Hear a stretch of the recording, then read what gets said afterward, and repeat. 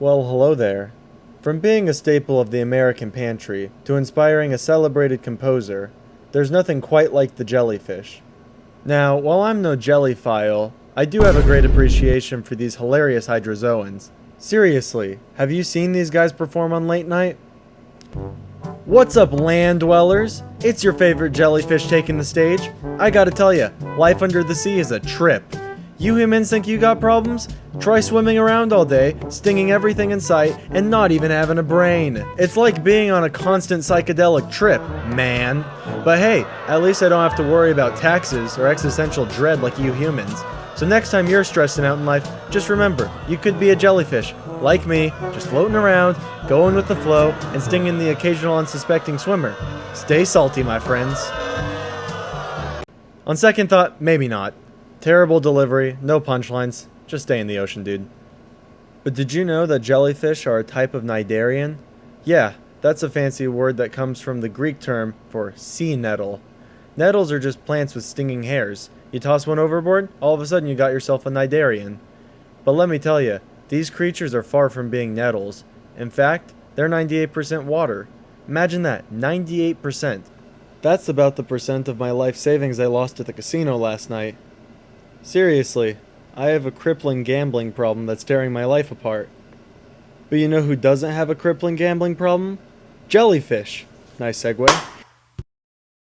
This is because they have something in common with 98% of people on Reddit. They don't have a brain. Well, I bet you don't have a master's in art history. They can only survive because they have an elementary nervous system with receptors that can detect light, vibrations, and chemicals in the water. As it turns out, when you brush up against a jellyfish tentacle, those nasty cnidarians release microscopic barbed stingers called nematocysts. And these stingers, they have a sharp-tipped tube that shoots venom right into you. It's like saying, "Hey human, let me give you a little souvenir from the ocean." Somehow this is only the second worst souvenir I've received from a poor ocean gift shop.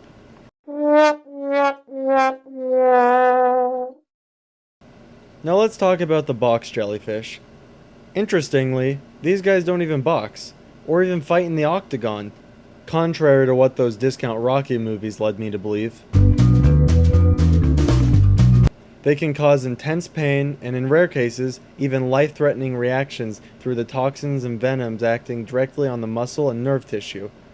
The more dangerous species of jellyfish hang out in warm waters of the Pacific and Indian Oceans, so if you're planning a tropical vacation, just make sure to pack your binoculars so you can watch the spectacle unfold as unsuspecting beachgoers enter jellyfish-infested waters. You can't even give these jellyfish a chance at getting you. Like those internet service providers at the front of grocery stores. Just look down, and whatever you do, don't stop walking. That is, till you have to deal with Mr. Salesman of the Year over here. I find that bear mace does the trick with him. The venomous tubules of jellyfish can directly deposit toxins into your skin. Jellyfish venoms contain proteins, neurotoxic peptides, bioactive lipids, collagens, chitins, you name it. They're like tiny venom-filled needles. It's like acupuncture from the deep sea. Unfortunately, this massage isn't going to have a happy ending.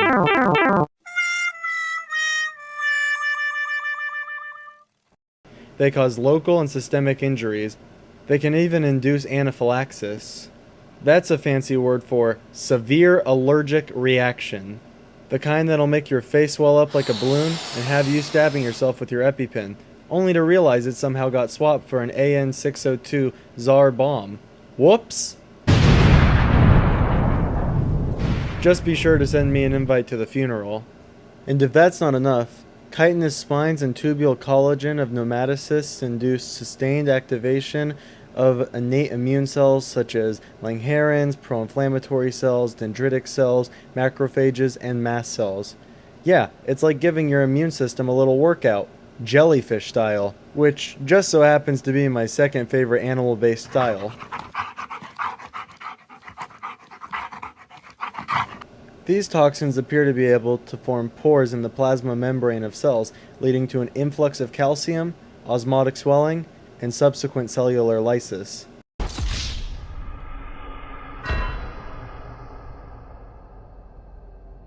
Now let's talk about Irukandji syndrome. It's a distinct syndrome characterized by sweating, anxiety, muscle spasms, severe hypertension, potential cardiac failure, and an acute envy for people who weren't stung that day. I may have made the last one up, but it really is a whole symphony of bodily malfunctions conducted by these four-tentacled box jellyfish. And you thought hentai was the only place where you'd see impressive performances with tentacles.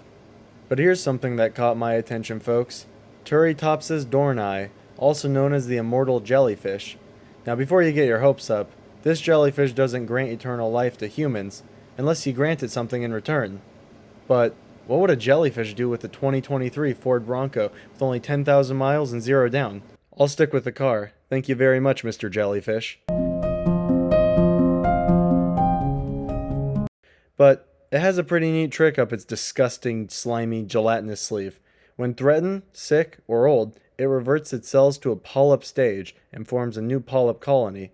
It's like hitting the restart button on life, something I wish I could have done after blowing my life savings on the slot machines. Most other jellyfish species have a short lifespan of about a year. In the words of a cereal box I read in 4th grade, I'm here for a good time, not a long time.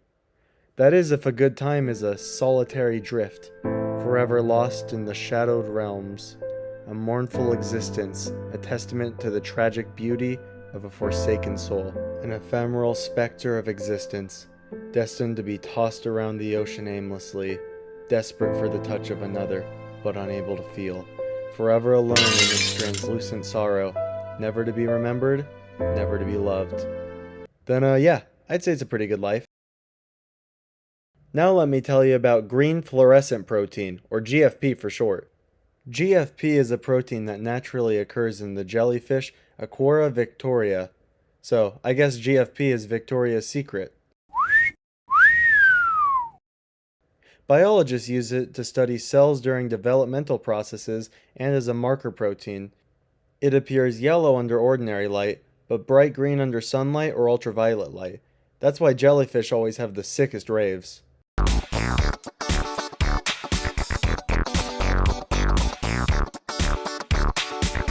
But hold on a second. We need to ask ourselves if it's worth it. I mean, I hate jellyfish as much as the next guy, but I don't think it's right to just be killing them for some carbon labeling. Ask yourselves, is it worth it? A shiny molecule? Or a jellyfish's life? I'm just pulling your tentacle. They actually transformed a bacteria with the transposon that had the GFP gene, so then they just used the bacteria to produce it. And who cares about a little bacteria? In the shadowed depths of a petri dish, a solitary bacterium writhes in melancholic solitude, its delicate form engulfed by the oppressive weight of its insignificance. Each infinitesimal moment, a desperate plea for significance, it navigates the desolate landscape of its existence, forever condemned to wander the barren wasteland of microbial dread, a tragic embodiment of futility and forgotten potential. You know, the whole thing reminds me of slot machines.